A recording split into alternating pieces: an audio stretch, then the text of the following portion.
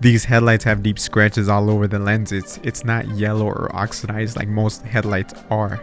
We're gonna go from this to this. Since these headlights have deep scratches, I'm gonna go really aggressive, starting off with 240, 400, 800, 1000, 2000, 3000, and finally 5000. I'm gonna use a sander, so that's why I'm gonna skip some of these steps, but all this can be done by hand. With a drill, it's much easier. With a sander, it's much faster, but if you're doing this by hand, I recommend starting off with 80, 120, 240, 320, 400, 600, 800, 1000, 2000, 3000, and finally 5000. The plastic lenses are made out of polycarbonate, and after giving it a couple of passes over with 240, you can still see the deep scratches in the polycarbonate. After 5 pieces of 240 sandpaper, I was able to remove all the deep scratches from the plastic lenses. If I'm being honest, I didn't think this was gonna work because I was removing so much plastic and you could still see the scratches. I've seen a couple of videos of people attempting to remove the scratches, but you can still see the scratches, and most of the time they recommend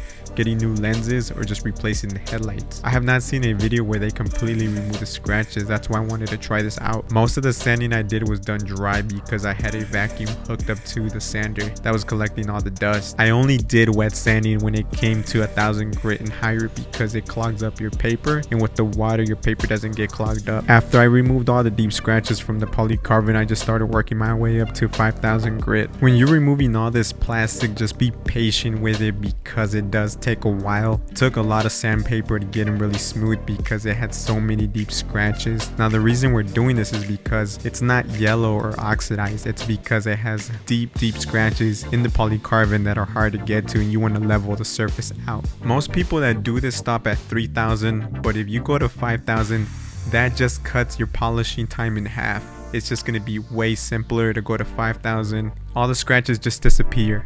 This saves you so much time in polishing. With just one pass, you'll see the difference immediately. One thing I do advise is removing the headlights from the vehicle. If you can do it, it's just going to save you so much time and it's much easier.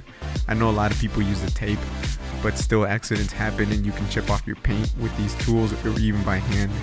I was really surprised how much sandpaper I ended up using because those scratches were really deep, and just getting everything so smooth took a lot of time, but you just got to be patient with it. I use an orange polishing pad and 3M's rubbing compound to polish the headlight. I know most of you are going to ask why didn't I use a clear coat or a headlight coating, and the simple answer is I didn't have any of those at the moment. Everything I used I already had, and the owner of this vehicle was going to replace these anyways, but I ended up saving him some money and not replacing them. If you're polishing by hand, it just takes a bit longer, but if you have a drill, it's just better. If you have a rotary polisher, it just cuts the time by half.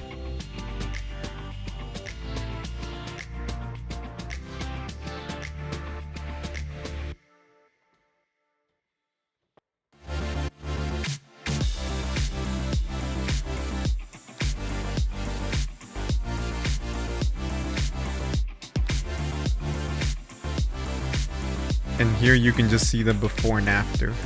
Ended up just doing one side because I wanted to compare how severe it was compared to the other side. It's a huge difference. I didn't think I was going to be able to do it, but surprisingly we did it, and it looks so much better now.